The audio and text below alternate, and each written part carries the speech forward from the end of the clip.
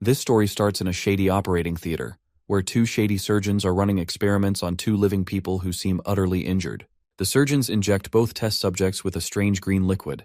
Soon enough, the male test subject begins to suffer, with blood pouring out from every orifice. Eventually, whatever the surgeons injected into the poor guy proves too much to handle, and both test subjects supposedly die right there. One surgeon finally decides to give up on their research, realizing that after sacrificing so many people, all that awaited them was one failure after another. He knows from the start that this research had no real future.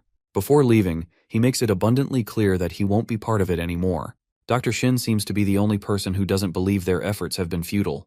As far as he's concerned, the people they used for the tests were always supposed to die in a day or two.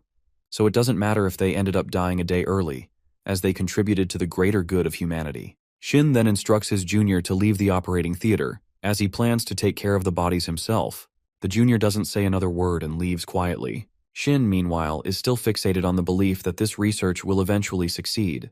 He's certain the only thing holding it back is the lack of proper test subjects. He knows without a doubt that the right subject for this experiment is still out there.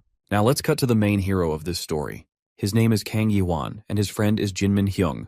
These two work at a funeral home, taking care of dead bodies. After goofing around and eating, they decide to head to the hospital to claim the bodies. Once they arrive in the hospital, Yuan shows his business card to the attendant at the counter and introduces himself as Kang Yuan from Hanwoo Funeral Services. He had received a call about patients who passed away early that morning. His friend, Hyung, also joins him after stepping away for a quick bathroom break. Soon enough, they find themselves in the operating theater.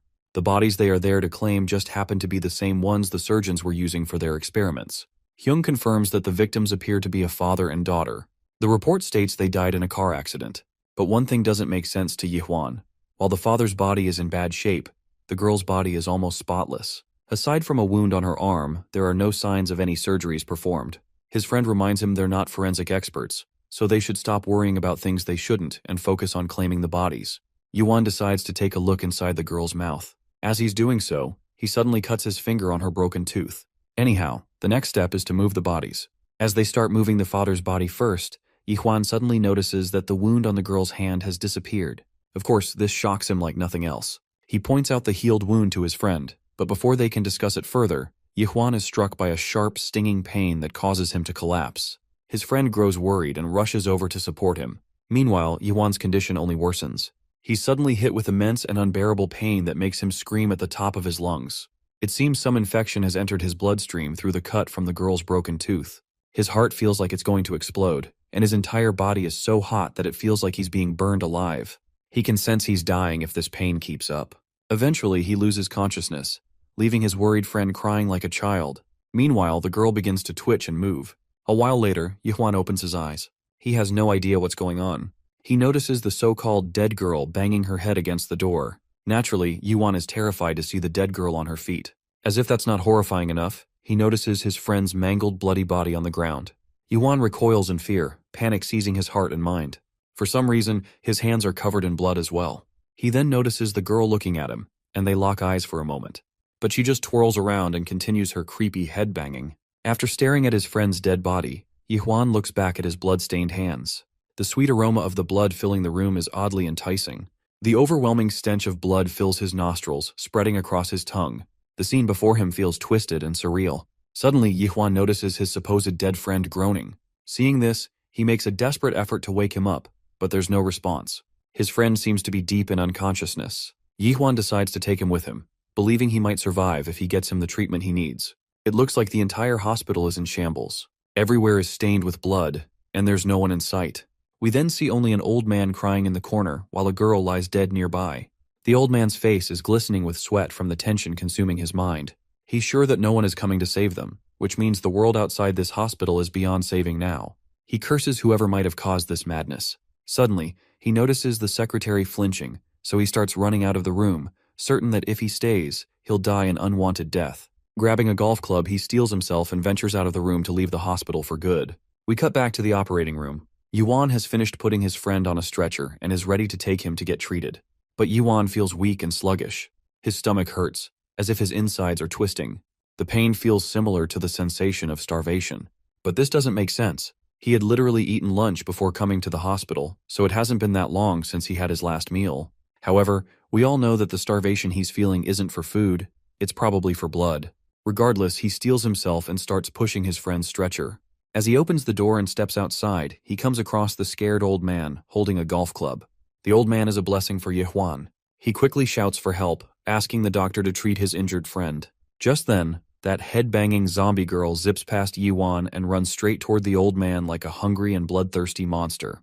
As the old man recoils in fear, more zombies emerge from another room and begin feasting on him. Yehwan can do nothing but tremble as he stands there, witnessing this horrific scene. His friend, whom he was trying to rescue, stands up on his own feet. He walks toward the other zombies who are happily devouring the old man. When he reaches them, he sits down and sinks his teeth into the old man's head, joining the gruesome, macabre feast. Yehwan doesn't waste a second and hides behind the wall. He reflects on how his once goofy friend has now become this brainless zombie. For a moment, Yehwan thinks he must be dreaming, because whatever is happening could not be real. He closes his eyes and concentrates, trying to wake up from this nightmare. But no luck, because it's certainly not a dream. He then notices that it's the 29th of April, even though it's supposed to be the 24th. If he's understanding this correctly, he lost consciousness for 5 whole days. He quickly reaches for his phone and confirms that it's indeed the 29th of April. His phone is filled with missed calls and unread text messages from his sister, Nuna. In the messages, she expresses concern about his well-being and pleads with him not to go outside, begging him to stay alive. Soon enough, his phone dies. While Yehwan has no idea what's going on, that's not an excuse for him to sit there and do nothing. If he wants to save Nuna and Minhee, he has to leave the hospital at all costs. In some random convenience store, we see a girl crying in a quiet corner of the store. The area outside is infested with mindless zombies, hungry for blood, so all she can do is pray for a savior to come. We cut back to Yehwan, who sprints down the hospital corridor and then the stairs. As he's descending, he locks eyes with that head-banging zombie girl. But eventually, he descends down and gets out of the hospital building.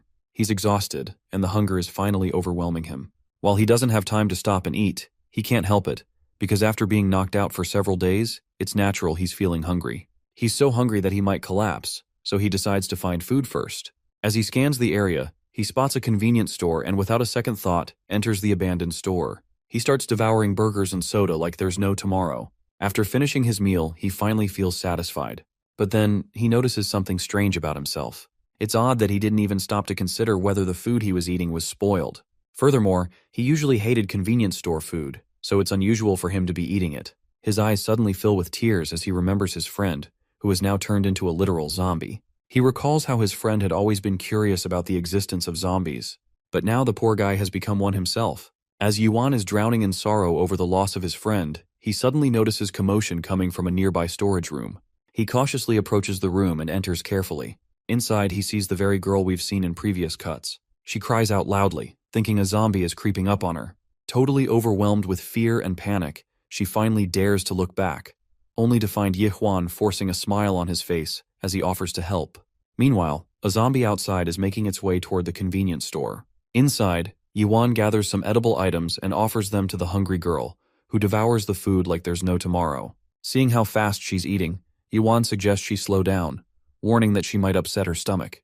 The girl, finally feeling satisfied after eating and drinking some water, thanks him and says she feels much better. Out of sheer curiosity, she asks him how he managed to get inside, which catches him off guard. He explains that he was so hungry he thought he needed to eat something, so he rushed into the convenience store.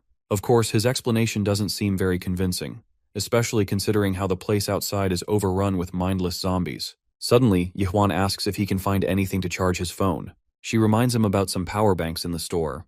Yehwan decides to go get them and be on his way, but the girl begs him not to open the door because there are zombies outside. But Yehwan reassures her that there were no zombies when he came in. But just as if summoned by fate, a zombie appears outside as soon as our boy opens the door. And once the zombie spots the human girl, it goes absolutely nuts with urges, charging toward her at full speed. However, since Yehwan is standing between them, he shoves the monster away.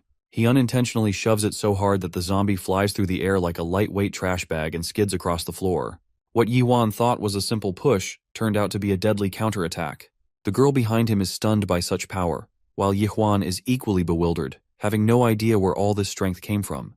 The zombie that took the brunt of the attack is down for the count, and as the scene pans out, we realize just how powerful and messed up that push was. The zombie literally went through a glass window and was thrown about 15 feet away. Yehwan claims he definitely pushed the zombie with all his strength, but he didn't expect to knock it out like that. That's when he notices another curious detail. Throughout all his time running around, there hasn't been a single zombie that tried to attack him. The girl then questions him about the secret behind his immense strength. Interestingly, she calls him ajushi, a term in Korean used to address middle-aged men, which Yihwan definitely doesn't like. He doesn't want to be considered a creepy middle-aged man. Anyway, he remembers that he was supposed to grab a power bank, so he heads to the general goods section. Later, after charging his phone, he calls his sister, Nuna.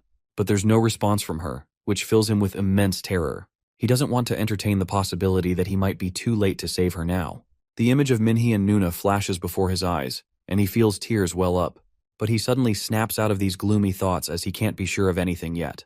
It's possible that her phone just died and that she's hiding somewhere, waiting for help to arrive. So once again, he steels himself and decides to venture outside to find them. But before he can leave, he needs to figure out something with the girl in the convenience store. He asks her if she has a phone. She says yes, but it's dead. Yihwan promptly offers her a power bank and suggests she call her parents.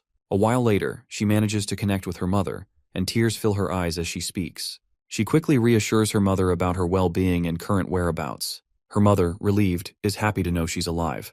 The daughter also makes sure to attribute her well-being to the efforts of this ajushi who helped her. Once again, Yihwan is annoyed at being considered a creepy middle-aged man. Since he's only 28 years old, it feels unfair to be called that.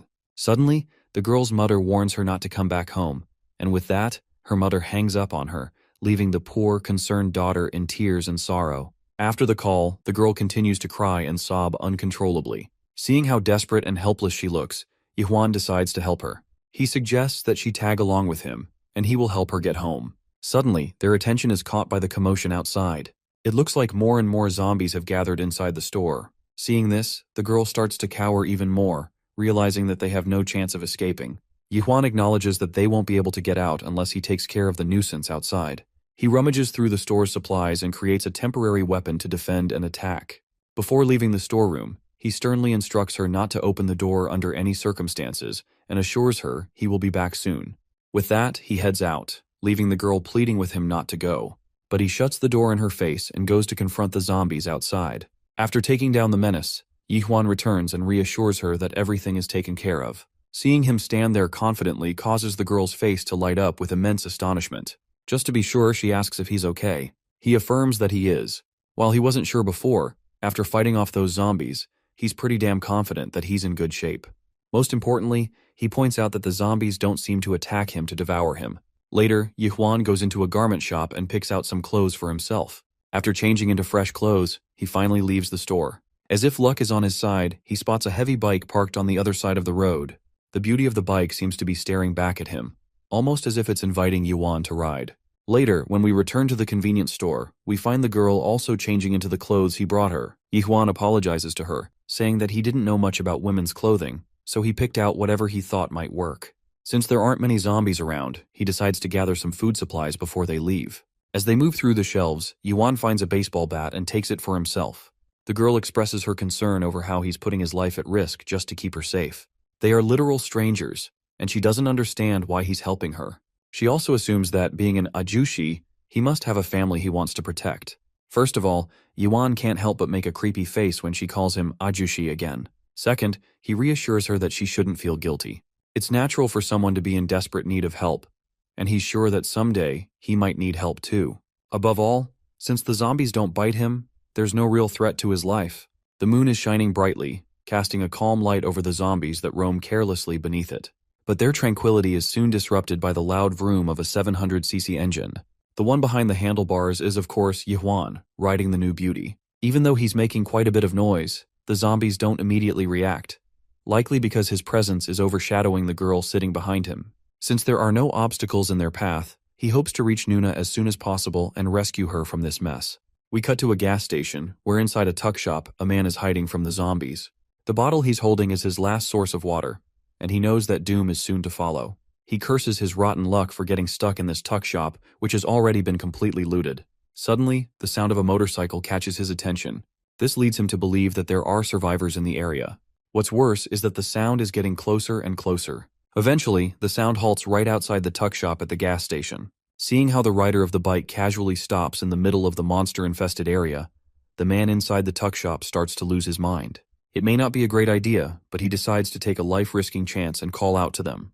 But his worries are unfounded because Yihuan is already taking down the mindless zombies one by one. With just a single hit, each monster is down for the count. As Yihuan takes down the zombies, the man in the tuck shop can hardly believe his eyes. Suddenly, a zombie sneaks up behind Yihuan, so the tuck shop man shouts a warning to him. All Yihuan does is take 2 steps back, and the zombie zips past him, as if Yihuan isn't even there. The sight leaves the man in the tuck shop in utter disbelief. Meanwhile, as the zombie is about to reach the girl behind the bike, my guy swings his bat with such force that the zombie flies through the air like a trash bag. With the area cleared, Yihuan tells the girl to rest assured. As for the man stuck in the tuck shop, he still can't do anything but stare in complete astonishment at Yihuan. If his eyes aren't fooling him, what he saw clearly proves that zombies weren't even trying to bite Yihuan at all. Yihuan proceeds to walk toward the fuel dispenser to fill up the motorcycle since the road ahead will be long. But the duo is startled when the middle-aged man finally emerges from the tuck shop, excitement bubbling inside him. He's absolutely certain that the person in front of him is the exclusive scoop, a term that goes completely over Yihuan's head. Drinking water as if he's never had something better in his life, the man remarks that he's glad he was able to quench his thirst. Curious, Yihuan asks him how long he's been hiding for. Turns out it's only been 3 days. Though the guy wasn't expecting the convenience store to be completely run down and empty without having any resources. He's a little hopeful though, now that he's met his saviors in the apocalypse. In an effort to help better their relationship, he introduces himself as Kim Gi-do, a 32-year-old journalist who no longer cares about his job because their world has gone to shit. The girl is Park Gina, a 20-year-old freshman at her university. Finally, there's our boy Yihuan, who appears to be 28. He's rather reluctant in explaining that he's a mortician, or well used to be. Gi-do remarks that he doesn't look like one at all, while for some reason, Gina is staring at him, a detail he calls into question. It's actually because the chick is surprised this guy didn't turn out to be an old-ass boomer uncle. Gi-do learns how the two of them got together. Really, it was just a string of events that brought them together via the convenience store. Well, Yihuan admits that it's a little weird they never even exchanged names until this point. Anyway, Gi-do understands that both of them experienced some real horror being trapped here, which is something he's willing to expand on later. For now, he's actually pretty curious about something that's been bothering him. Gi-do straight up asks about Yihuan's strange ability, making him immune or invisible to zombies. Outside, the hordes of the undead are gargling and searching for fresh blood. Focusing back to their conversation, Yihuan tells his story of how he was knocked unconscious for 5 days inside the morgue, and only came to learn about the damning apocalypse after he got up. The most he recalls is getting sick before blacking out. The journalist is carefully penning down these details, confirming Yihuan's story that he made his escape from the hospital and found Gina shortly afterwards. Gi-do also confirms that Gina was looking for her family in the middle of these events. Now it seems like neither one of them actually knows about the events that took place, something Gi-do considers a blessing. Mortified, Gina asks why. He ends up explaining that the entirety of the planet was reduced to a zombie land within that timeline, so they can only imagine the worst. To expand on the details, the first 2 days were the definition of literal carnage. Normal people quickly turned into flesh-eating zombies, and most of them died without even getting the chance to know what was going on in the world. The really horrifying part is that they were hunted by their closest loved ones, not knowing what had gotten into their dear companions. With the way he's describing the details, Gina is out here weeping with her tear-filled eyes.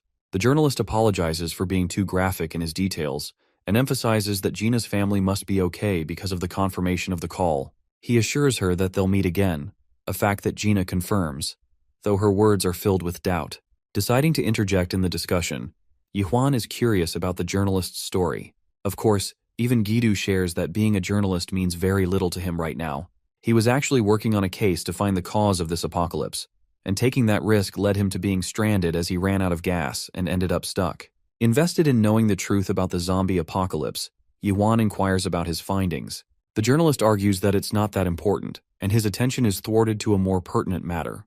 The minute he turns to his left, he's terrified to see a group of zombies lashing out against the window. The scene terrifies the entire group, especially since they can't even exit the gas station before becoming a stake to this mad horde of zombies. Yihuan believes they should step up the gas pedal and really get the fuck out before finding out. Since they can't use the bike in this instance, he asks about the location of Gi-do's car. It's parked on the roadside just a few minutes away. Of course, their only shot of getting to the car is if they get past these creepy fuckers into first place. Arming himself with a club, Yihuan decides to play the hero for them, declaring he'll clear a path while they'll block the door for him. It seems like a reckless idea to the journalist, especially since this guy is going to be risking his own life just to get out there. Yuan promises that he'll be okay, especially since he's got no zombies to worry about biting him. Turning to face Gina with a reassuring, gentle smile, he promises to take her home just like he said so. Letting out a breath, our boy pulls up in a 1 versus 50 royale.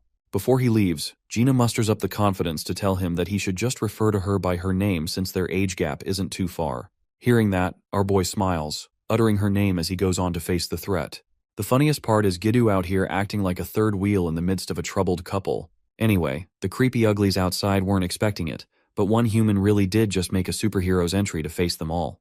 With a determined glare, Yuan declares that he won't let a single one of them get inside. The horde of zombies scream as one human beats the crap out of them with his strength. He turns to one walking just past him, and I don't know if Yuan had a personal grudge against this guy or something, but this dude really just slammed the shit out of him in the wall. He notes an interesting observation here. It's not just the fact that the zombies fail to attack him, but in fact, it's almost as if they don't recognize his presence at all. While he's figuring out the process of why this is the case, Yuan does not care for now. All he cares about is standing firm on his objective to stop them from coming inside. Watching the scene from the window, Gidoo finds himself on red alert. He can't believe his eyes. He makes the same observation as Yuan. But then there's also his terrifying strength increase that he's acquired out of nowhere. The way he's just destroying zombies by slamming them around exhausts quite a bit of his stamina, causing him to become hungry. Even though he recently had a meal, the feeling is similar to not having eaten for days. It's just like last time, making his body weak and in need of resources. Bashing the zombies left and right, Yuan concludes that he would probably feel a lot better after wiping the horde and consuming a meal.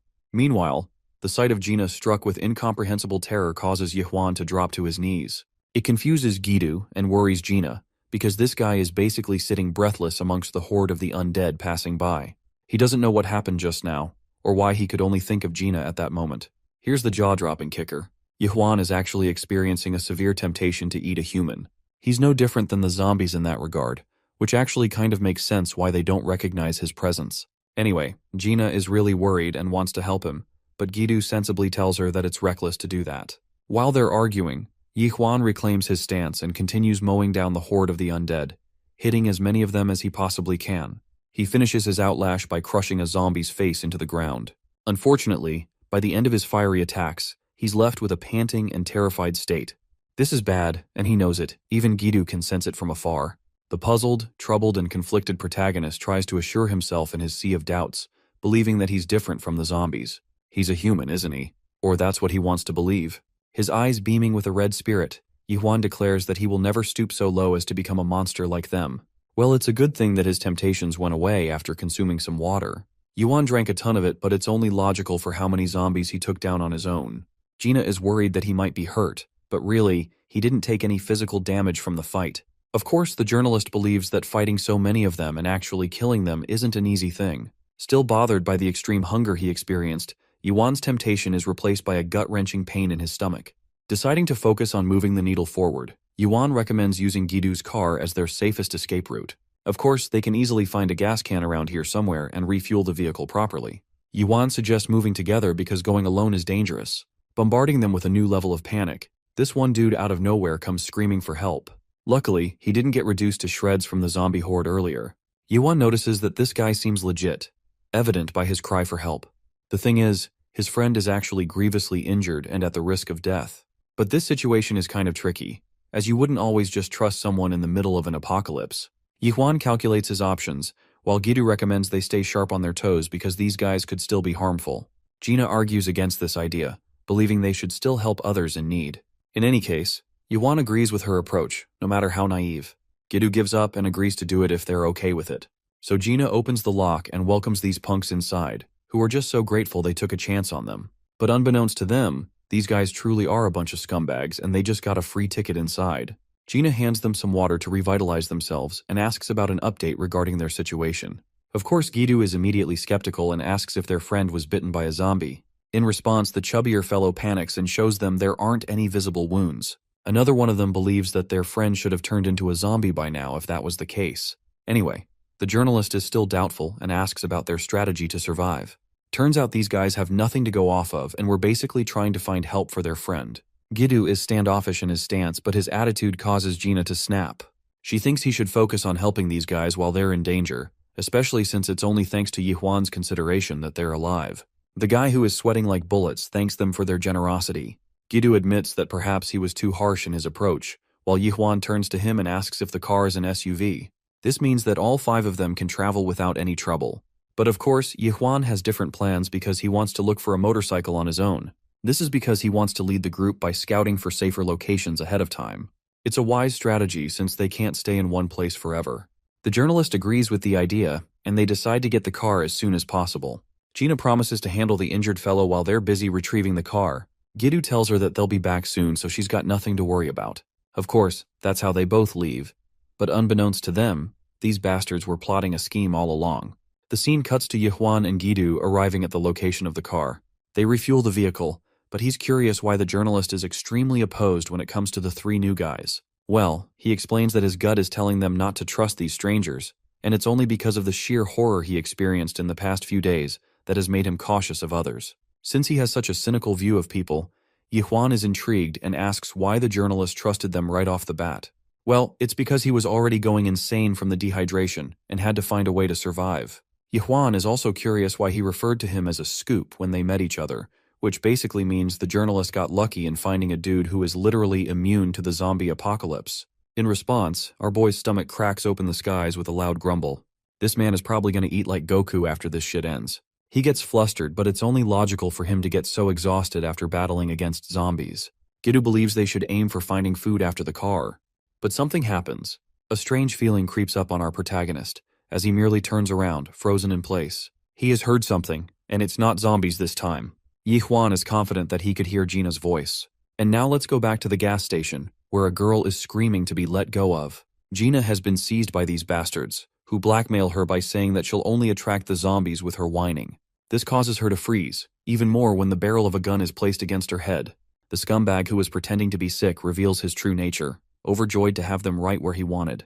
They fell for his shitty little gimmick, and he doesn't want to keep up with any disguises anymore. He and his group are planning to shoot down Yihwan and Gidu the moment they return. As for her, she will serve as their perfect hostage for the situation. Gina gets annoyed and bites his damn finger, making the clown squeal like a little bitch. He smacks her face and continues to mercilessly beat her down with his gun. Though she's knocked unconscious, he's still seething from the stinging pain. Even his friend thinks it's funny that this dude ended up getting bitten by a human instead of a zombie. Anyway, he's done playing around and wants the chubbier friend to stay and guard outside. This perverted freak just wants to have his way with her while she's vulnerable to them. He plans on taking her with them after killing both her friends. This disgusting prick is unbuttoning her pants when Yihwan comes around, enraged as he bashes this dude's head and knocks him flying. Like a ghost, he appeared out of nowhere, and seeing Gina's pitiful condition, rage is the only thing he can think about. Gidu also arrives, worried sick for her condition, and tries to help her out. He was right not to trust these freaks from the beginning. Yihwan requests the journalist to take her into the car. Meanwhile, this man is in the mood to leave a bunch of bodies behind, so he's going to be staying here for a bit. The journalist brings her to the car, glad that he wasn't attacked by zombies in the process. He turns to her. Gina clearly looks hurt. It was no different from what he suspected the first time he saw those guys. Gidu thinks it's a good way to teach a lesson to both Gina and Yihwan, warning them not to trust anyone right off the bat. But now she's safe, because even Gidu knows that they've got one hell of a protector. Speaking of our boy, let's zone in on the fight. This guy is passing these clowns a mean-ass glare. They just hurt his girl. No way he's gonna let this slide. In response, both dudes come out with weapons of their own. One holding a baton and the other a crowbar, talking shit to our boy for overestimating his capabilities. Yihwan doesn't say a word, and shockingly drops his metal bat, perplexing both of them. At first they think he chickened out from the fight, but the chubby fellow has caught on, and tells Gi-hun not to get ahead of himself because clearly something is wrong with this guy. Nerves pop out on his face, his expression of anger turning to sinister craziness. His thoughts are muddled, but the worst part? He's hungry. He's hungry to devour real human flesh, and his sanity as the cusp of destruction. Well, real shit goes down when he starts coming down on Gi-hun's corpse after killing him, enjoying every bite as he munches on his flesh. Then he turns to the rest, walking right up to the bastard who hurt Gina and took advantage of their trust. The guy is out here terrified to see Yihwan the way he's acting right now. We get a seriously frightening shot of our boy just staring him down like he's about to have some KFC out here. The dude flails his little gun in response, but in the end, Yihwan destroys him and consumes his flesh. After that, he quickly wiped off the blood. Gidu heard the gunshot sound and jumped out of the car in fear. But to his astonishment, only one man came out of the gas station alive, and it was Yihwan. Worried, he asks if our boy is doing okay, but in response, He asks about Gina's condition, who seems to be doing fairly well asleep. It's reassuring for him to hear that, but Gidu is wondering why he changed his clothes. Yihwan hands him the gun he retrieved from the clowns. It's a great thing to have in this damn apocalypse, so the journalist is happy. Also, he's more than willing to trust Gidu's intuition from now on, showing that he's adapting to his mistakes, unlike a fudge ton of protagonists and their naive optimism. Worried, the journalist asks if he's really okay or if something happened.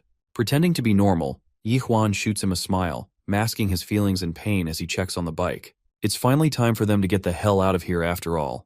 Gidu doesn't know what the hell happened inside, but he chooses not to think too hard. It's time for the group to leave, so they head off. During their ride, Gina reawakens only to find herself surprised that she's in a car with the journalist. She doesn't know what happened, but Gidu promises that they dealt with the manipulative assholes who tried to take advantage of them. Also, Yihwan is determined not to leave her side and plans to be extra protective of her.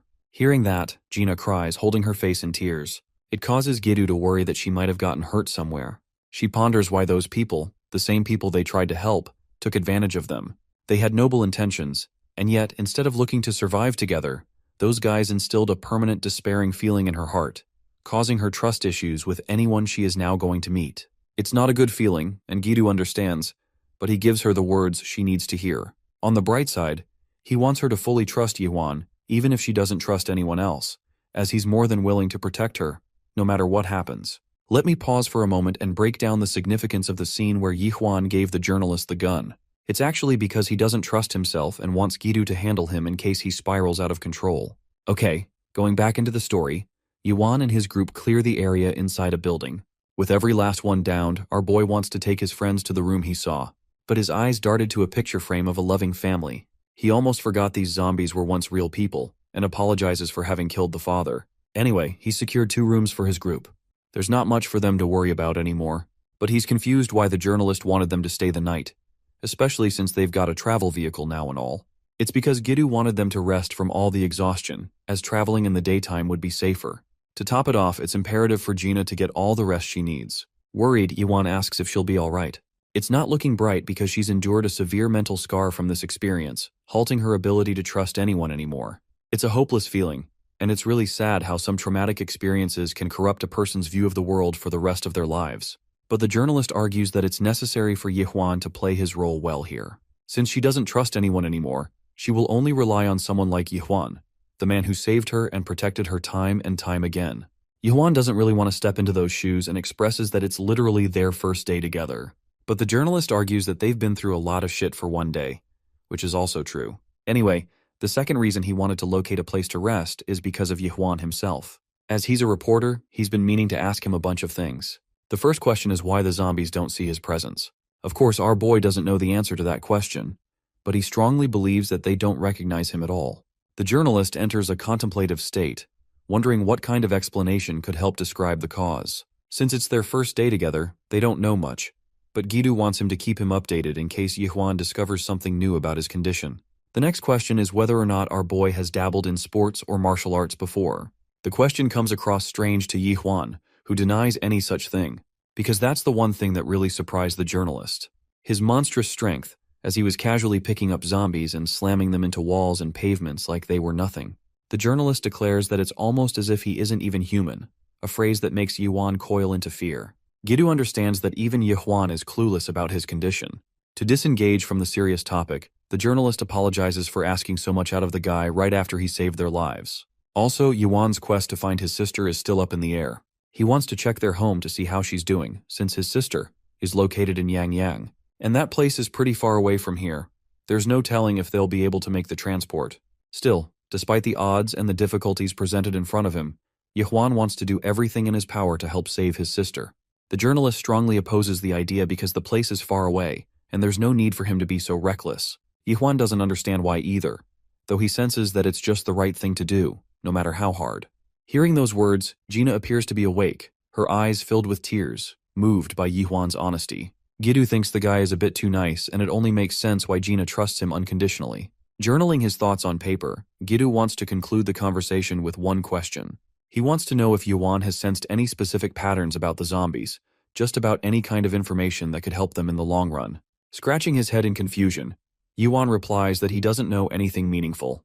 He believes their senses are still intact, But that theory is also inconsistent, because it doesn't add up why zombies can tell the difference between humans and one of their own. Surprising them with her sudden entry, Gina drops a bombshell. The zombies are actually attracted to exposed skin, as per the words of her manager, who hid in the storage room before being attacked. Gidu is worried that she's up early, but Gina sits down after failing to fall asleep for a while. Also, she apologizes to our boy for making him needlessly worried, reassuring him that she's better now. Anyway, Gidu is curious by her words and asks for more. Gina explains that the zombies are drawn to exposed skin, which is also why she asked for longer pants back at the store. The troubled reporter is even more confused than before, realizing that they've got much to work with here. In any case, it's best for them to look for gloves to cover more of their skin. Gina actually ends up finding a functioning radio nearby. The transmission from radio mentions the 6th day of the virus outbreak, remarking how life continues to be threatened by the apocalypse. Gina can't believe that the radio is actually functioning at this time. The broadcast is live, reporting the 5 days of the apocalypse. Yihwan and Gidu are shocked to find the channel still functioning, which means the station must be safe. But Yihwan believes that they might be trapped inside the station. Instead, this may seem more like a distress signal instead of an actual broadcast. Well, Gina knows the station is nearby, so Gidu recommends they leave it in the hands of Yihwan, who should make the ultimate call. After all, he's the only one among them capable of navigating inside the station. Still, Yihwan strongly believes that finding Gina's parents is more of a priority, and he's fine with reconsidering their options after that. Seeing him stand up for her so many times, Gina feels relieved. The journalist is okay with that thought and suggests they all take some rest. In the next scene, we get a dream sequence where our boy is bolting away from the zombies in fear. They're slowly getting to him, and in the end, all he can do is brace himself for the pain to come. Yihwan snaps out of it and sees Jinmin's body appear before his eyes. It's clearly shocking because he's not supposed to be alive. It makes him wonder if the whole zombie apocalypse thing was a dream to begin with. But then, Bro's life turns to shit as a horde of zombies savor on a human's flesh, giving him more nightmares to think about. Jinmin invites his buddy to go along and eat with them, as he's supposed to like human flesh. And his face looks like something out of a horror movie. Imagine your best buddy covered in blood like that and inviting you to eat human flesh. Scary, right? Yihwan finally awakens, his breath panting and his eyes full of horror. Daylight hits the edge of his bed, and peace eventually sets in. His hands still tremble from the experience as he collects his thoughts, reinforcing himself once more that he'll never turn out to be like the zombies. The scene cuts to a different location where a couple is resting on their bed, having freshly run out of food to eat. Instead of worrying about their own health, they're even more worried about their daughter Gina. They're hoping she was rescued by a reliable person. The poor mother just wants to see her daughter a second time, and they embrace their demise as there's nothing they can do. Suddenly, Gina's father is drawn to a sound that wakes him up. He heard a motorcycle hinting at a survivor. To his surprise, the bike stopped. Around, the zombies are mangling about. So this decision seems reckless to Gina's parents, because they don't know about Yuan's special powers. He's safely come to the exact location Gina described, but there's no signs of human life so far. He entertains the idea of neutralizing the horde before expanding their search. So our boy uses his trusty metal bat to knock the ever-living crap out of one of them. The scene leaves Gina's parents at a loss for words. They are seeing one dude just destroy zombies without any trouble. It makes them wonder what kind of person he is. With the path cleared, Yihwan looks around and realizes why Gidu's car can't make it this deep into the city without clearance. So now he wants to scout his surroundings to investigate more. Yihwan ends up walking in the direction of their house, hopping over the wall. They're afraid of going out and trusting a complete stranger until suddenly, Yihwan addresses them and asks for confirmation of Gina's parents. Both of them come rushing to welcome him after hearing their daughter's name. They're so caught up that it startles even Yihwan for a second. Fast forwarding to Gina finally getting a chance to embrace her parents, the family goes for a happy reunion. Seeing them get back together, Yihwan's face lights up, relieved that he was able to fulfill his promise. Unfortunately, Gidu has to remind them to do this inside as it's still unsafe out here. Gina's father grabs his hand, thanking them dearly for taking care of their daughter. Of course, the journalist doesn't want to take any credit and tells them it was all Yihwan's doing. They head inside, at last, Gina's parents explaining how they were lucky and how they managed to create multiple blockades against the zombies to ensure their survival. Unfortunately, being trapped inside expired their resources and they did everything to search for their daughter. Luckily, they have her back now, so they're extremely grateful to the two men that helped her. But Gidu explains that it's all thanks to Yuan, who has been taking care of things for them. Yuan learns that they didn't step foot outside for 6 days. The power went out, but thankfully water was working fine, and that's how they survived. Well, there wasn't any food left to eat, so they were practically starving to death at this rate.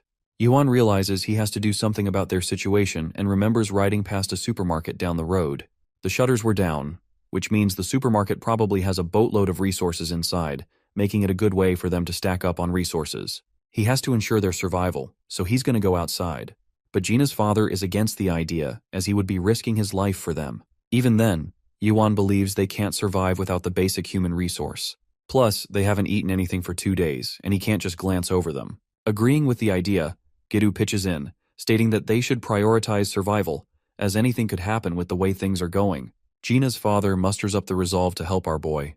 But of course, Yuan wouldn't want to risk something like that, so he turns him down and tells him to focus on Gina's condition first. Hearing that, Gina's father is reduced to a mess. There's nothing more endearing like a man worried for his family. Well, Yuan takes off. Gidu intends to come along with him to manage the food. Following Gina's theory, he's got himself covered completely and wants to help Yuan by being useful instead of acting as a burden. That's a good thing for the protagonist who's got a dependable ally to work with. They say their goodbyes to the family and ride away. Of course, Gina's family is worried, but she's hella confident in our boy's survivability and believes Yuan will always return. At the supermarket, the two of them crack open the locks and lift the shutter, exposing an untouched stash of valuables for them to steal. It's a miracle to find a supermarket like this in such an apocalypse. With so much to use, Yuan and Gidu are confident the family can easily survive for a few years with this much stuff. They get busy collecting what they need, and the scene transitions to the MBS headquarters. Here, a worried man talks to someone on the phone. Unfortunately, he's stuck handling the daily broadcast and has to follow strict instructions. Suddenly, he hears a sudden message from the other side, telling him about important information. When the call ends, the guy is left questioning the purpose behind the messages being broadcasted. Among his jotted thoughts, he has recently come to know of a bike rider whose identity is unknown to him. Yuan and Gidu acquired what they needed the most. Also, they use this chance as an opportunity to grab a bunch of medicines from the pharmacy as well. All of a sudden, the journalist is feeling the crushing weight of stealing from stores. Still, it's too late for them to be worrying about meaningless things like that when the world is destroyed. Since looting the store is going to take a bit, Yuan is on guard duty, especially since medicines need to be carefully checked before being taken. The MBS headquarters is just up ahead, and Yuan is busy staring at it. He recalls the broadcast was from the same radio, which means Gina was correct about it being close by. Gidu thinks it would be unwise to worry about the broadcast at this time, especially since they have to take care of Gina's family first and focus on finding his sister. Gidu tells him to just give it up for now and focus on more pertinent matters.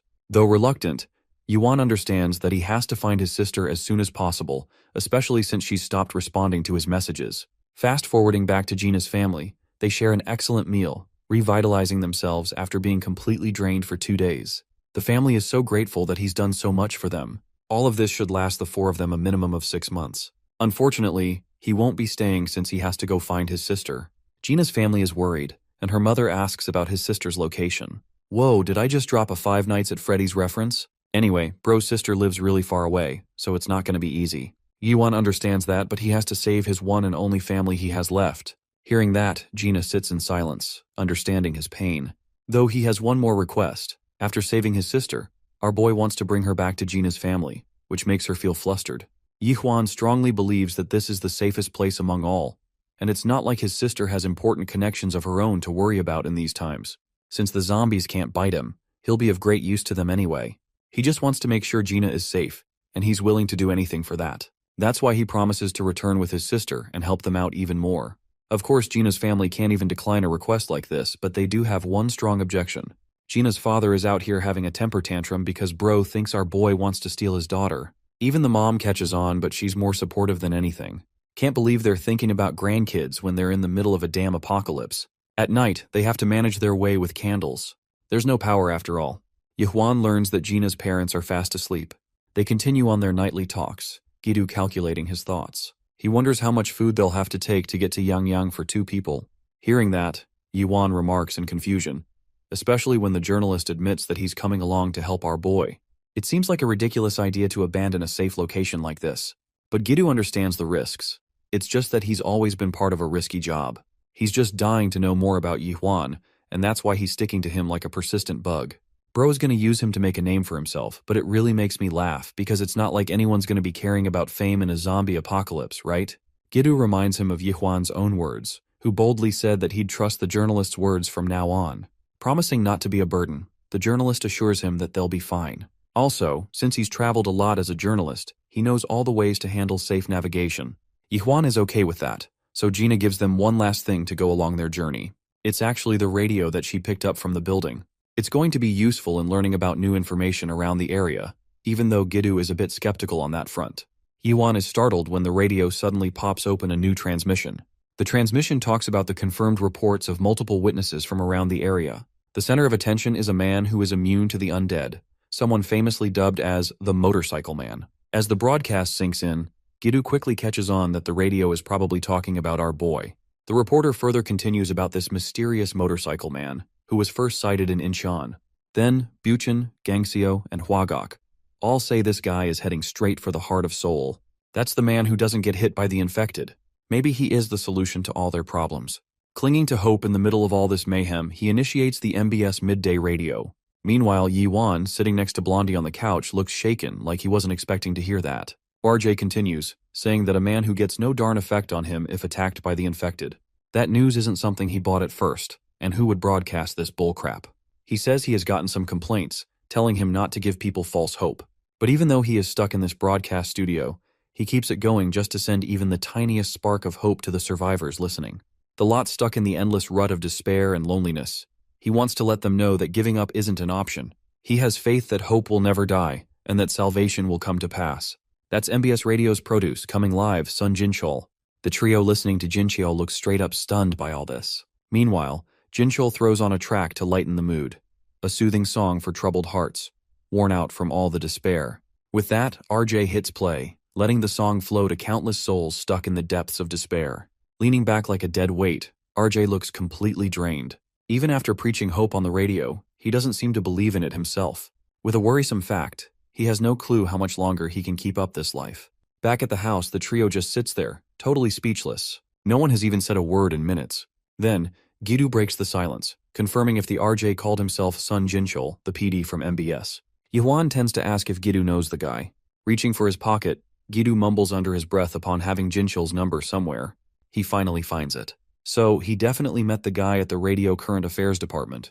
What's wild, though, is that he is starting to think Jincheol might be running the whole station solo. Aside from that, Yuan checks with Gidu to see if the radio place is still taking reports for the broadcast. Gidu is sure they are still doing it, no doubt. After taking it all in, Yuan finally speaks up, ready to claim that he is the motorcycle guy.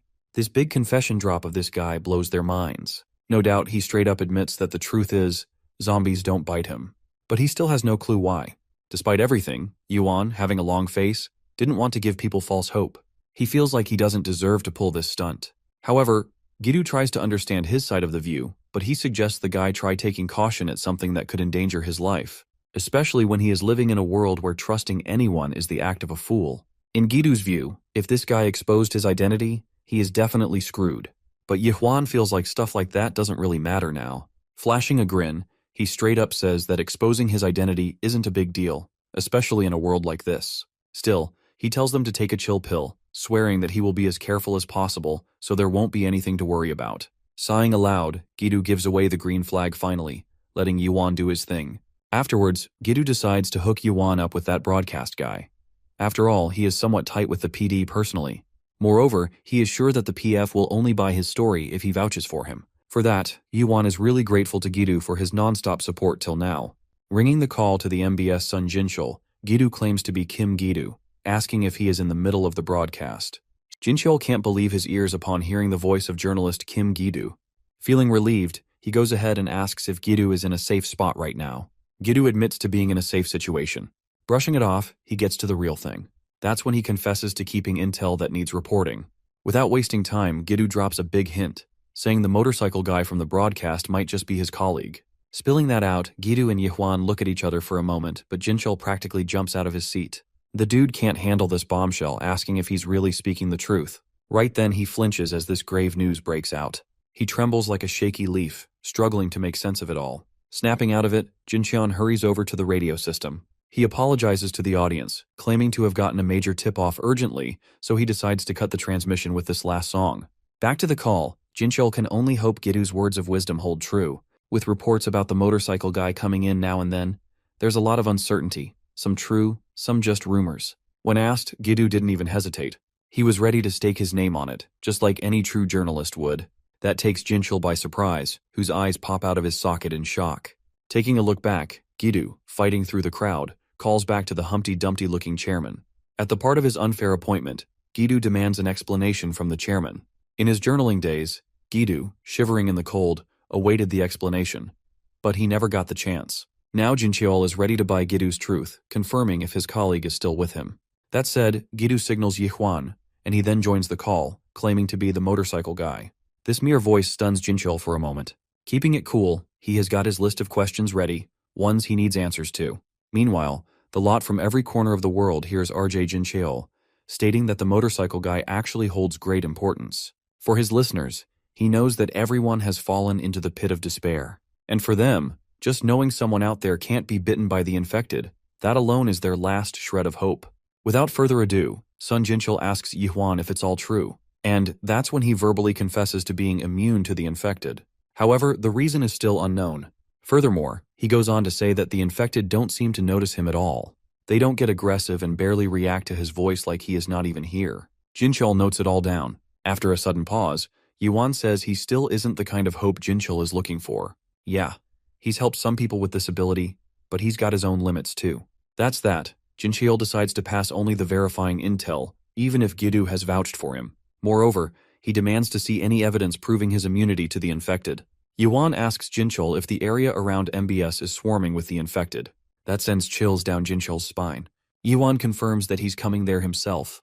The same night, Jinchul is having a hard time buying Yihwan gutsy claims. Jinchul demands to know if he will be daring to come solo for real. With eyes filled with determination, he declares that that's the only condition for making Jinchul believe his story. Then he is down to taking the risk for it.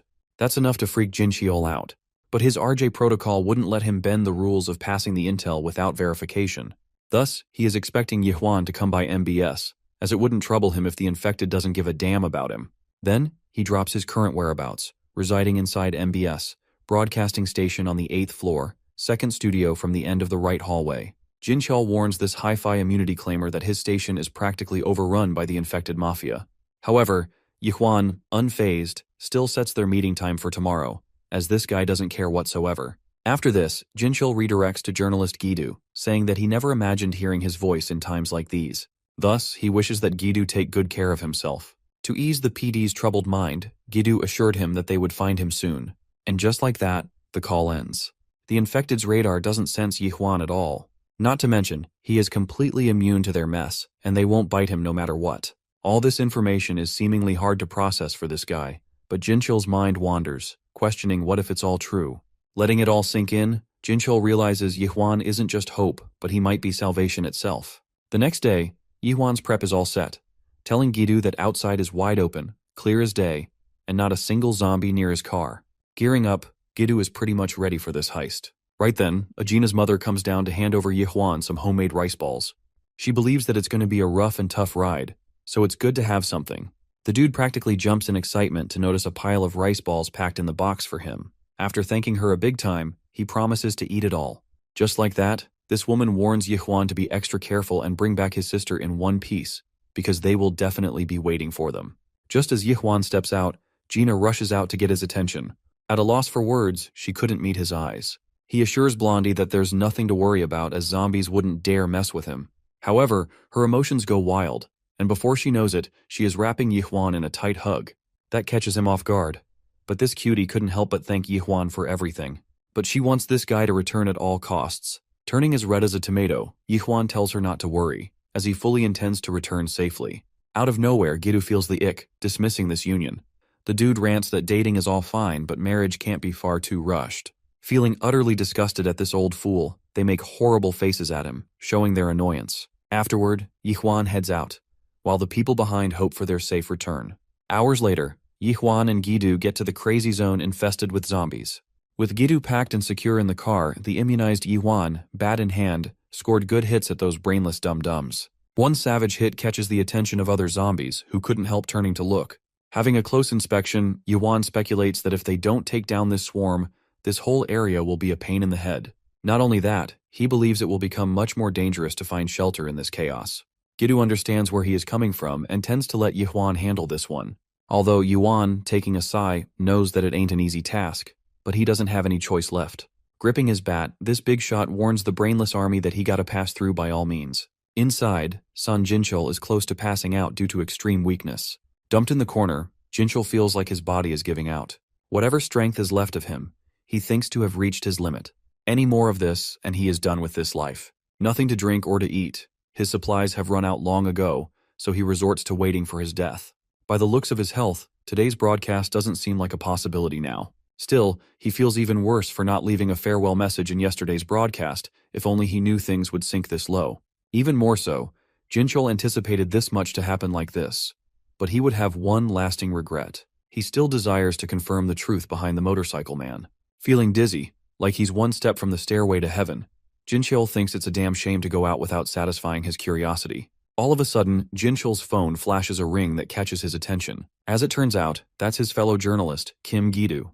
Without missing a beat, he grabs his phone to answer quickly. Thus, the speaker blows a concerned voice, and Gi-do demands to know if Jinchul is still doing okay. And just like that, Gi-do finally gets an answer, as Jinchul confirms to be doing fine for now. Sighing in relief, Gi-do lets him know to hang in there, as they are surely not so late. This hint spikes his curiosity, and also passes a chill down his spine. Seeding bullets like crazy, he straight up questions Gi-do, asking his current whereabouts. Without further ado, Gi-do calmly lets him know that they successfully arrived at the MBS building. Suddenly, Jinchul's soul probably jumps out of his skin, having a hard time buying this all. He can't believe those fools actually made it to the MBS building. Even then, he warns the idiots that the entrance is infested with zombies, making it impossible to let anyone pass through. To ease his mind, Gi-do initiates a video call routine with Jinchul. Just as Gi-do gets him on FaceTime, Jinchul's mind gets blown away to witness the atrocious acts of motorcycle guy yanking the zombies away. He takes notice of the infected getting slammed away, crushed by a bat, only to carve a path straight to the entrance. That man alone is being a total menace to wipe them out. Gi-do explains that if he stepped outside, he would be 1 second from death. But in the case of Yuan, the guy is built differently. Sun Jinchul bears witness to seeing Motorcycle Man true to his words. He sees the first guy who isn't a zombie's preferred menu. No bite from the brainless rot makes him the face of hope. After wiping them out, Yuan's head zones out, with endless thoughts. This all occupies his head, haunted by the trauma of butchering countless people. After a momentary pause, he gives away the green flag for Gi-do, saying that it's safe to step out now. And then Gi-do comes out believing that it's all for real. So he stands by his wise words to set the record straight. He states that the broadcasting station would remain a hellhole if someone like Yuan didn't take a step to disinfect it. Only he got the chance to enter the MBS building. Just then, Yuan spots a police shield lying around useless. Time to grab something useful. He hands the police shield over to Gi-do, saying it will definitely come in handy. No doubt Gi-do feels the same way. Moving ahead, Yuan is sure of butting into many more brainless duds inside. Thus, he gives a piece of advice Gi-do's way that his best chance of surviving this is by sticking closer to him. With that, he wouldn't have a problem living another day. Gi-do remembers the inside of the MS building is nothing short of a labyrinth for the newbies. But thanks to Gi-do's familiarity with this place, he gets to be the guide who knows the radio station's layout. Thus he wishes to be their navigator in this assignment. And just like that, these two brave fools make their way inside. Walking inside, mostly it's all vacant, luckily, wherever these two patrol. Yuan, with the baseball bat as his weapon of choice, checks out another room, but it's steered clear of any survivors or zombies. That surprises Gi-do, but he feels something's off. Climbing up, Gi-do has this unsettling feeling bubbling in his chest, which is forcing him to keep a lookout. Head turn every other second. The dude mutters that this kind of silence just doesn't feel right. Then, he tends to ask Yuan if everyone just bolted when the incident went down. At first, Yuan's mind races countless thoughts to cook a reason for it. However, he ends up coming up with a question instead. Without wasting time, he asks Gi-do why Jinchul is so determined to keep the broadcast going. Although he gets the idea that regardless of his situation, that all must be really tough for him. But even then, why must he keep the broadcast going? Giving it a thought, Gi-do probably thinks it's his sense of responsibility as an informant. After all his years of working at broadcasting station, he kept providing all kinds of info. Even at these dire times, Gi-do believes that Jinchul wishes to keep doing what's in his power, like a sense of duty to mankind. Yuan thinks the work Gi-do and Jinchul do as journalists are seriously impressive, which catches Gi-do off guard. As a couple of journalists, they didn't seem to lose their sense of duty and kept collecting intel to make sense of this situation. And in many ways, probably trying to resolve this situation.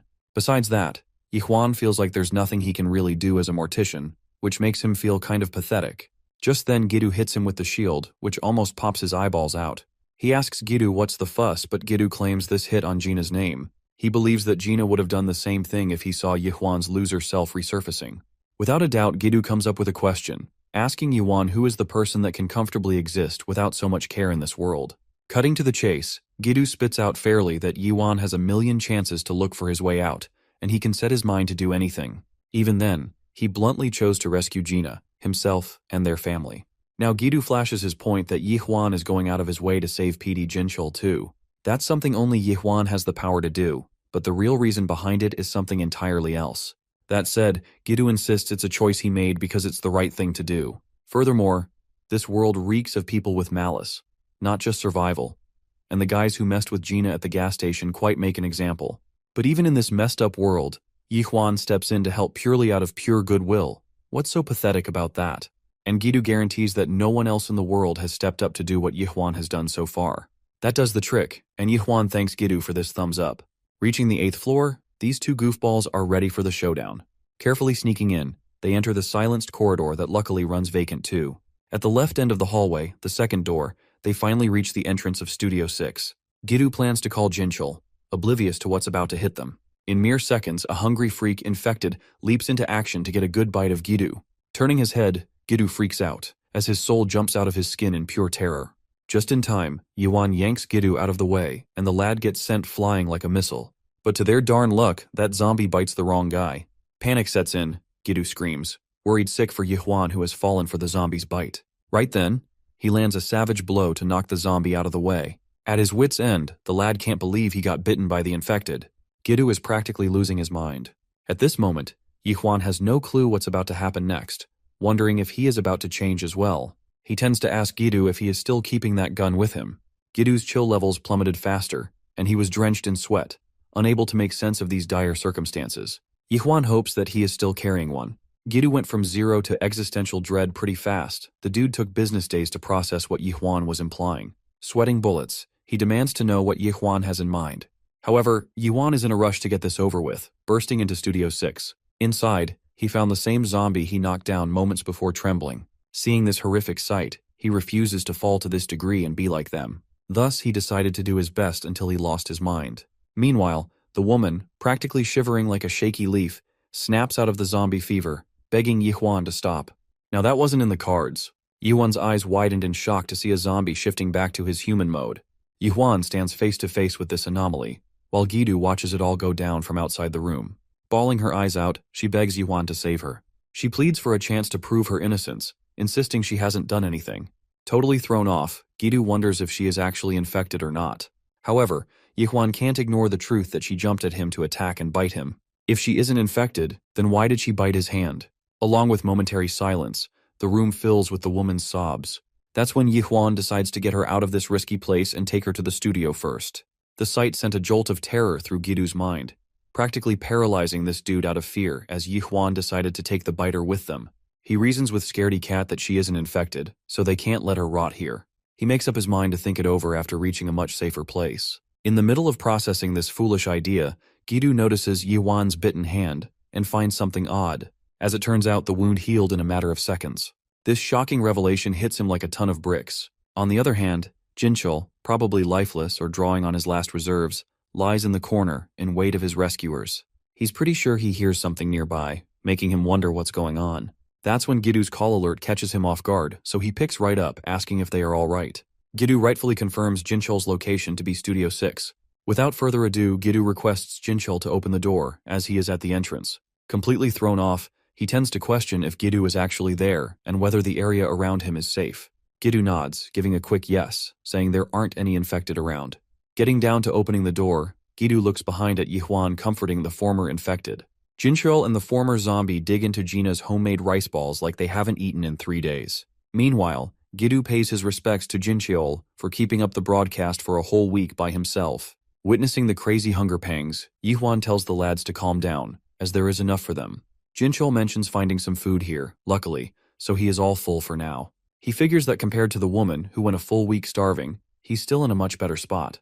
Eating like a maniac and gulping down water at a much faster pace, she finally takes a good long breath. And just then, she thanks her heroes for saving her life. She has no clue how to pay them back. Yihwan brushes it off, and Gidu confirms her name to be Choi Sujin. When asked, Sujin admits to working at the department store. Turns out Sujin was heading to MD for a broadcasting sponsorship when everything suddenly went haywire in the hallway. Out of nowhere, screams filled the station, coming at her from every direction. Sensing something was off, she did her best to run. But luck wasn't on her side. She stumbled right into a horde of zombies. They tore into her, dragging her into darkness. Now, as she recalls it, tears well up in her eyes.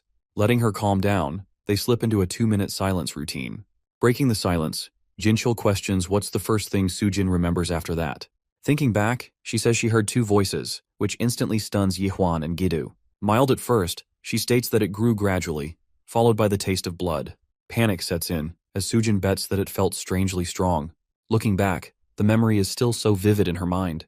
It lingers on her lips as if it just happened. Seeing how these hungry folks hadn't even had a moment to breathe, Yihwan decided to continue this conversation in a better setting. For now, they let the woman get some well-needed rest. Afterward, Jinchul is completely fascinated to learn that this woman is actually a former zombie. Gidu confirms that she jumped in to attack him but ends up biting Yihwan instead, only to suddenly turn human again. Not to mention, Yihwan's arm, which took the bite hard, didn't turn infected.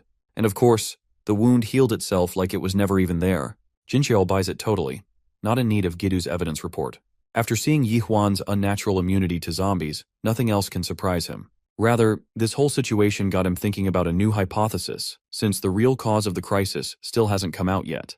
Even the government couldn't keep up, and martial law turned out to be completely useless. Jinchul thinks of the possibility that it's an airborne virus, turning people into zombies. Gidu tends to ask why they haven't been affected. To counter this question, Jinchul's paints quite a picture that they are primary immune bodies, with resistance to airborne infection.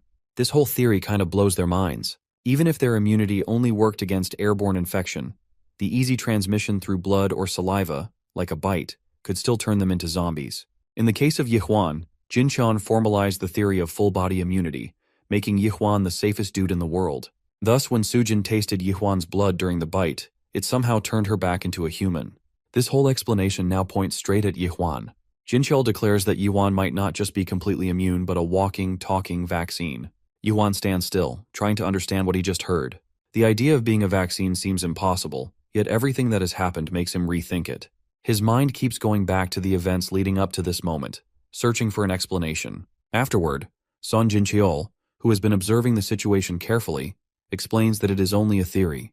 However, based on what they have seen, it makes the most sense. Gidu steps in, suggesting they slow down and think things through. The situation is complicated, and rushing to conclusions will not help. Going over everything properly is the only way to understand what is happening. Afterward, they recall the moment when Sujin, already turned into a zombie, bit Yihwan. By all known rules of the infection, he should have changed as well. Yet he stands there, completely unaffected.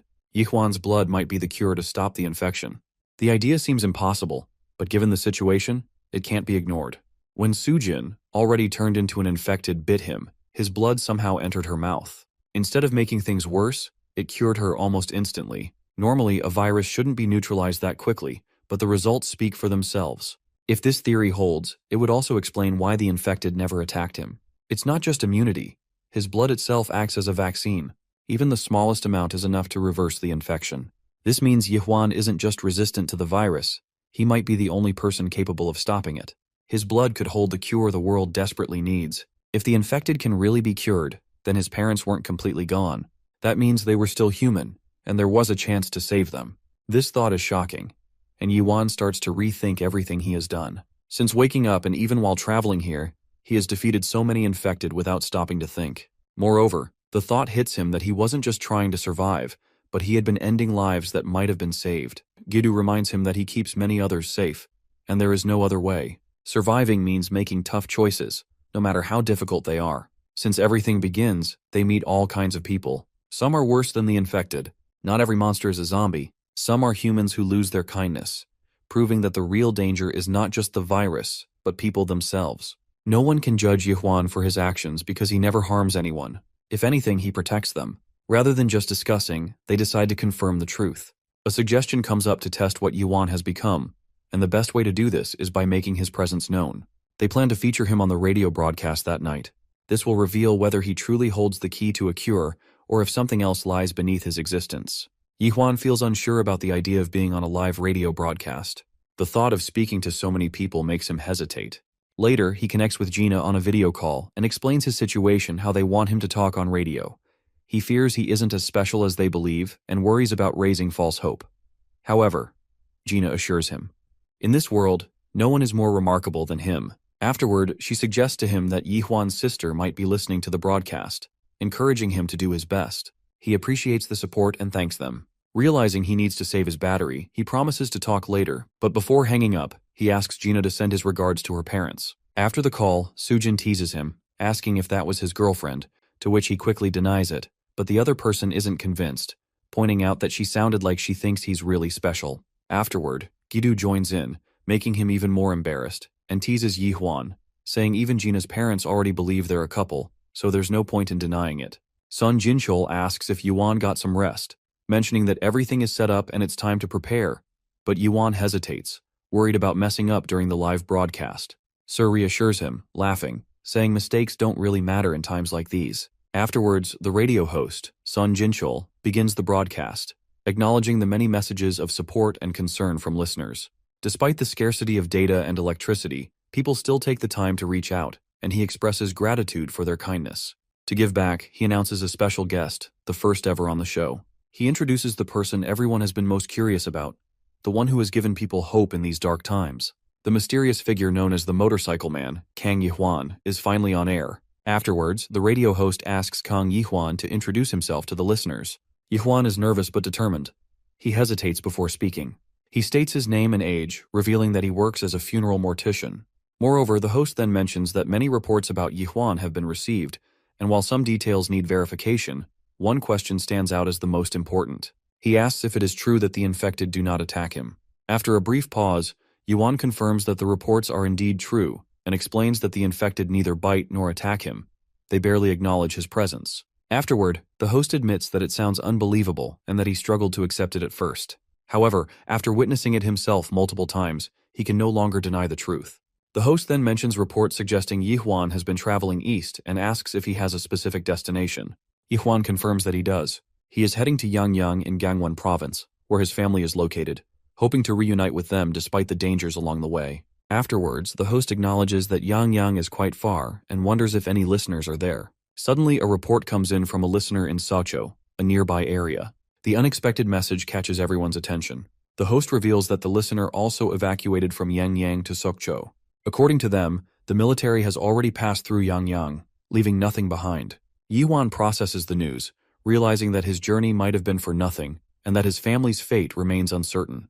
Yihuan is trying to process the possibility that Yangyang might be completely gone. Gidu, just as alarmed, questions whether the military actually destroyed the entire area. Afterwards, the host steps in to provide clarification, explaining that according to available reports, the military did take action in Yangyang. However, the phrase "nothing left" is unclear. It could mean there are no survivors, or it might only refer to the infected being eliminated. The uncertainty leaves Yihuan anxious, unsure if his family is still alive or if he has been chasing a lost cause. Afterwards, the host emphasizes the need to verify the claims before making any assumptions. Any additional details about the situation in Yangyang would help clarify what really happened. The producer confirms that the military acted when the crisis first broke out, immediately declaring martial law. However, after that initial response, their movements have been limited.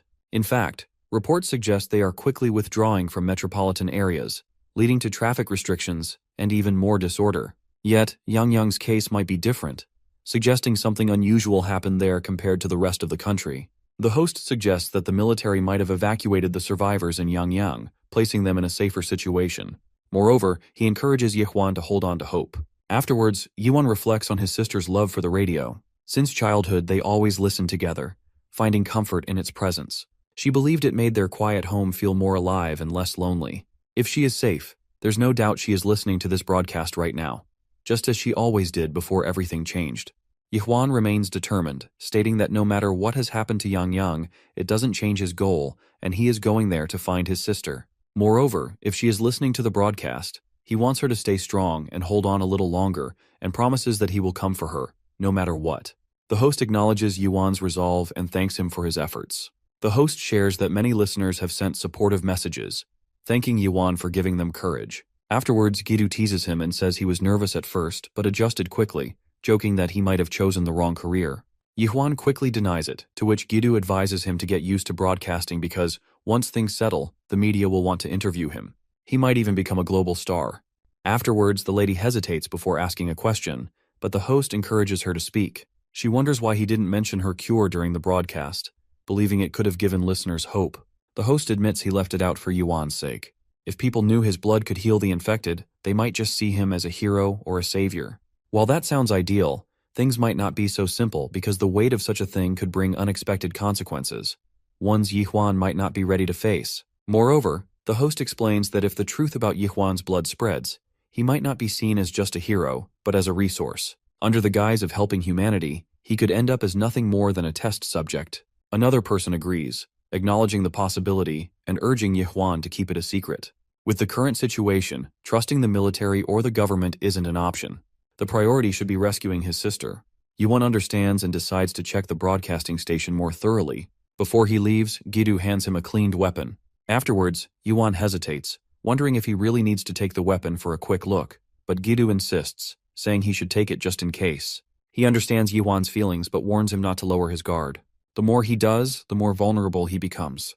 Right now, he has every right to be selfish until he saves his sister. Yuan takes the advice to heart and thanks him before heading out, determined to continue his search.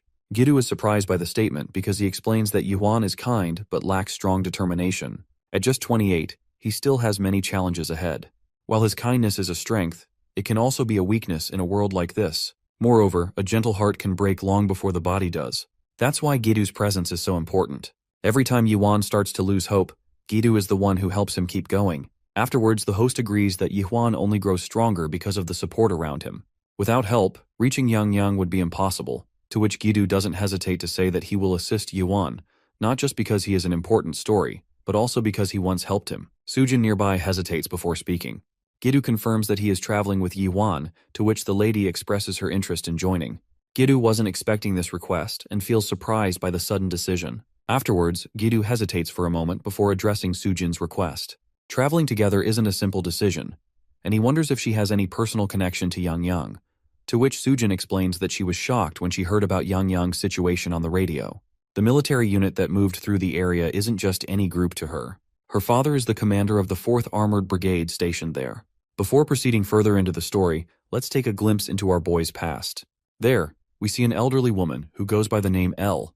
Right now, she feels guilty about accepting help and money Yuan's sister is willing to offer. But Yuan's sister gently reassures her that it's no burden, just a little kindness. She hopes this woman wholeheartedly has a nice meal with her grandkids, and skipping meals isn't an option. Elle thanks her endlessly for this. A few moments later, given her struggles to pay for lunch, Yuan asks his sister why she gave the money away. She just brushes it off, saying she's got enough cash to buy an old lady lunch. She also mentions Elle climbs this hill every week or so to pick up trash and papers, even though it's kind of pointless, but she does it anyway. That's what she calls a sense of true, unseen goodwill, the mere reasons that hold humanity together. This leads her to dream that one day Yuan will carry the same goodwill forward, so she asks if he will. Ending the trip to memory lane, alone, on a bench, lost in thoughts of the past, he stares at his last messages to big sister Li Che, with unwinding sadness.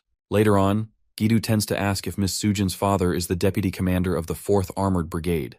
Sujin reveals that he is Colonel Choi Yunchul, previously stationed in Cheorwan, but reassigned to Yang last year. Also, her family moved to Yang, but she stayed in Seoul for work. Gidu considers that her whole world flipped upside down in just a week with no prior notice. Plus, he thinks this woman feels a sense of safety with Yuan and probably desires to come along with them. Just then, his mind did a U-turn. Colonel Choi Youngcheol, the name's quite familiar, and he served in Cheorwan until last year. Something clicks in his mind. Meanwhile, Jinchul thinks about letting Sujin tag along, which isn't so bad. Considering the military taking control over Yang, he believes that it's likely to be the 4th Armored Brigade unit, and that unit is definitely gatekeeping that area, no civilians allowed. But in Ms. Sujin's case, this civilian has direct links to the executive family of the deputy commander, which makes it a whole different story. Not only that, Jinchul concludes that there isn't any safe place but the military base in moments like these. Even knowing their path to Yang isn't a piece of cake. It requires immense planning to get past the pack of the infected. It could take longer than expected. However, the option to leave still sounds better than staying behind and doing nothing. Sujin breaks the silence, expressing her desire to reunite with her family. Thus, they decide to discuss the matters further once Yihwan returns. Moving on, Yuan hears out Sujin's case, asking if she is coming with them. He doesn't have any problem with her tagging along, knowing her family is in Yangyang. Gidu hit Yihwan with a reality check, telling the dude that they weren't going to Yangyang for vacation. Gulping down rice balls, Yuan knows the risks are real, but in times like these, family comes first, no doubt. Also, he casually mentions traveling to Yangyang because of his sister. That's something Sujin finds relatable, hoping not to be a burden for them further along. So they ask Jinchul what's next. He says now that he's got some hope, he's going to keep broadcasting from here. With that in mind, he asks them if they can share any info they pick up on the way to Yangyang. Furthermore, Jinchul mentions getting reports from all over the country, but intel on military bases is rare.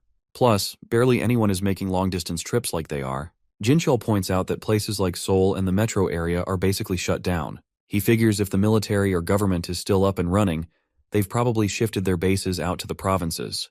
That's why Jinchul thinks broadcasting their journey to Yangyang as a live documentary would mean a lot to his surviving listeners. He hopes Yuan can rescue his sister and reunite with her. Meanwhile, he plans to stay put and do his part. Yuan gives him a small smile, promising to return for him. Afterward, Guido restocks Jinchul's food supply for at least a month.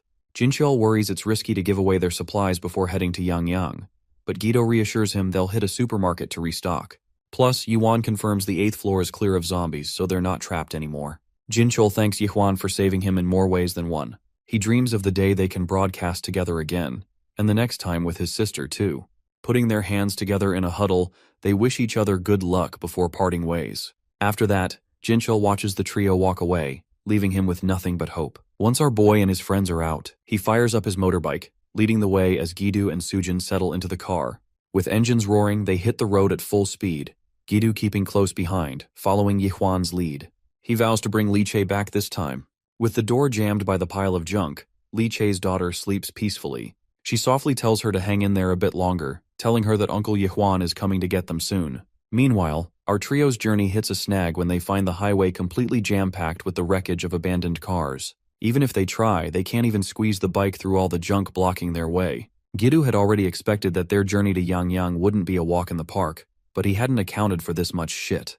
As far as he's concerned, they might have to take a much longer detour than he initially thought. Sujin takes a look at the map in her hand and suggests taking Route 86. She's confident they won't encounter this level of wreckage there.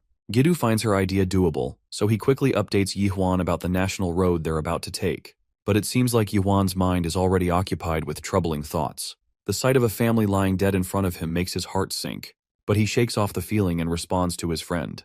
A while later, they arrive at Namyangju Station. There, they encounter a few zombies, which the trio easily takes down with their combined efforts. Afterward, they sit back to prepare some food. Just like that, night falls, and they take shelter in their car. Yuan stares at his phone. He's already sent countless texts to his sister, but there's still no response. Morning arrives, and the path they were following leads to a dead end. There are plenty of roads they could take, but finding one that actually leads to Yangyang is a whole different problem. Filtering out a safer route is even trickier. Eventually, they decide to take a short break here before moving on. The place is pretty secluded and peaceful, so it shouldn't be too risky. After all, they've been exhausting themselves trying to figure out the safest route. A little breather to recharge is well-deserved. Sujin takes this opportunity to head into the thick woods to do her business. As she disappears into the greenery, Gidu isn't sure if she should be roaming around like this. Then again, they can't exactly follow her either. All they can do is hope she stays safe since the direction she took only leads to an abandoned mountain. Still, it can't be easy for a woman to keep up with them, especially since they've been rushing ahead without rest or time to regroup. She must be exhausted trying to make sure she's not slowing them down. It looks like she's indeed drained from being the only woman tagging along with the boys. But at the end of the day, she can't complain since she was the one who insisted on coming along. If only he could ask Yuan to stand guard while she does her thing, but that's not an option. Her worst fear comes true when a guy, fully equipped from head to toe, suddenly stands behind her, barrel pointed right at her. Her scream echoes through the forest, so loud that Gidu and Yuan immediately go on high alert. Yuan doesn't hesitate for even a second and bolts like a flash toward the source of that distressing scream. As he shouts her name expecting her to respond, he stumbles upon the same soldier-looking guy who has Sujin terrified. The dude demands that Yuan drop his weapon. Since there's no room for risks, our boy drops his bat without a second thought. The soldier then questions Yuan about his identity and the reason for their presence here. Yihuan, on the other hand, is also trying to figure out who this guy is. It's obvious he's a survivor, but something feels off. Where did he even get that gun? He doesn't seem like a legit military guy. Not wanting to risk Sujin's life, Yihuan simply raises his hands in the air and tells the guy that she's his partner. The only reason he's here is that he followed her scream. The fake soldier then demands to know why Yihuan and his friend are in the mountains, since there's absolutely nothing out here. Yihuan, deciding to be honest, explains their mission, which is to reach Yang Yang and find his family. But he and his friends got lost. Unintentionally, they ended up wandering around all day and stopped here to take a breather. Not to mention, the place looked harmless, so they had no reason to move on without getting some proper rest. Finally, the fake soldier lowers his gun and apologizes for causing a panic. He acknowledges that it was rude of him to act that way. He had sensed movement in an empty mountain and mistook them for infected. He then helps the distressed Sujin get back on her feet. At last, he pulls off his helmet and introduces himself, Jang Tae-hun. As a gesture of goodwill, he apologizes once again for scaring them. Yihuan, in turn, returns the polite gesture by introducing himself. It looks like Gidu has also arrived in the area, as they can clearly hear him calling Yihuan out. Hearing another person approach, Jang Tae-hun immediately asks how many of them there are. Yihuan flashes 3 fingers in response. Jang Tae-hun then suddenly invites them to come with him, seeing how exhausted they are. The place he's currently staying at isn't exactly comfortable, but it's still better than sleeping outside. If nothing else, there are plenty of extra rooms to accommodate everyone.